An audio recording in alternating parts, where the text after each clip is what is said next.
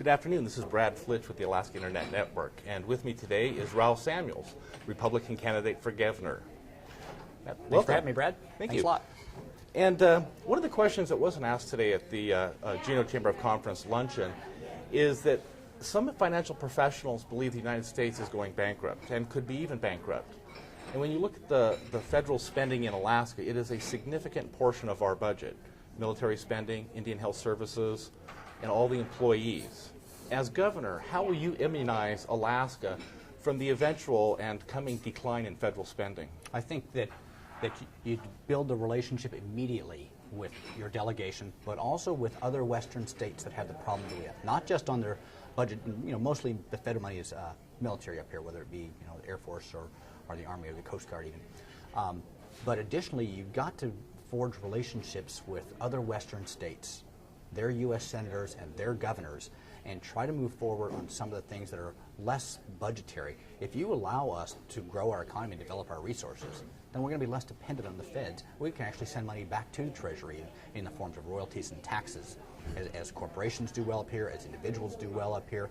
So if we find ourselves doing a place to do business, that's the answer, because I don't think you're going to have, a lot of influence on what the military decides to do. You can go push, and I think you should. Politically, you go push them to keep those bases open. But the reality is you've got to get the coalition with the other Western states for access issues across federal lands, on natural resource development, on making sure that the EPA just doesn't shut you down. That's, I think, where Alaska comes out ahead, and you need to convince the federal government it's in their own best interest to have us be successful as a private sector investment place for natural resource development. Thank you.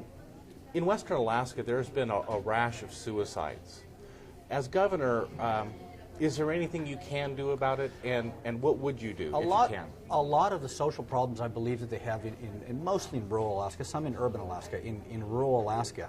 And I hate to keep going back to the same answer to the question on it's the economy. You've got to have some hope for these people if it is solely driven by government spending, and you wait for the next grant, you wait for the next grant, you wait for the next grant. You've got to get private sector investment, and the best example is the Red Dog Mine. It's been running for 20 or 30 years. It is the tax base, so that the Northwest Arctic Borough has a tax base for their community, for their schools. You also have, if somebody is willing to put the work in, they get trained, they have jobs available, they have money in their pockets, they go back to the village, and everybody goes, hey, Brad's got a job and a new truck. And all of those things compound. You've got to have the economy. If you don't have some place to go, I think you start to lose hope. And in those villages, I think that's where we are. And you've got to keep your eye on the ball. You've got to keep going. The economy is the answer. Having a strong economy that's not just government-driven is the answer, particularly if the federal government starts to pull more money. Recently, CNBC ranked Alaska dead last, number 50 out of 50 in business.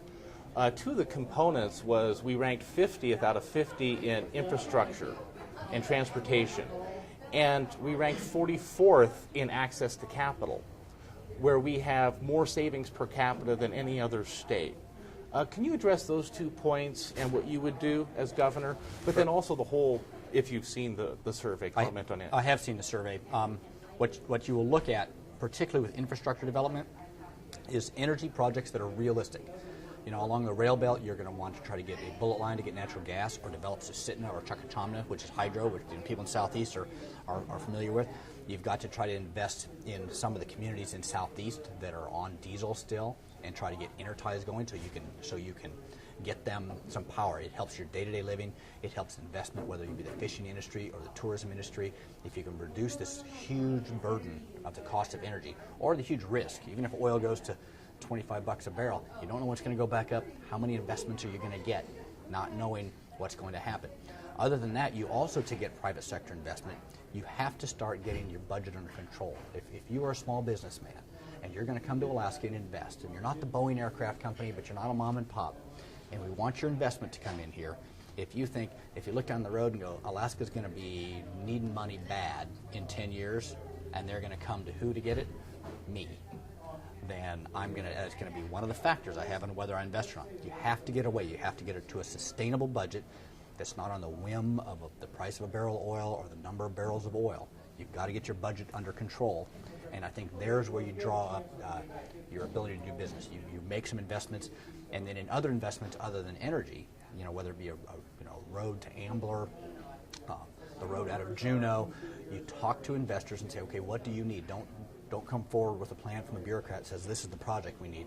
Say, if I built this road, would you invest in that mine or this fish plant? How do I get? Maybe I can export energy. Maybe I get, a bigger intertie, and I get more money from hydro and sell it to the Canadians. There's all sorts of things you can do, but you have to engage the private sector in the investment strategy, if you will, the overall business strategy for Alaska. Thank you. You've been asked a lot of questions over this campaign from all kinds of people, around chambers and state and Alaska, in the media. What one question have all of us Alaskans missed, and we should have asked you? Oh, I think every community has. Southeast has their questions. Fairbanks has their questions. Everybody's concerned about energy. Everybody across the state. Anchorage, Fairbanks, Southeast, small towns, large towns. Everybody's concerned about that.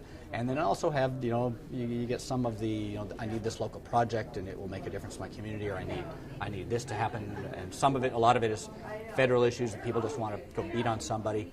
I don't think that, I've been at this is my 8th month. I can't think of anything that I haven't been asked and tried to learn about. If I get asked once, I make sure the next time at least I know something about it. But generally, energy is the big issue, some transportation infrastructure, and the runaway state spending. You just got to make tough choices. Well, thank you, Ralph. That's all the Okay, questions thanks, we have Brad. for you.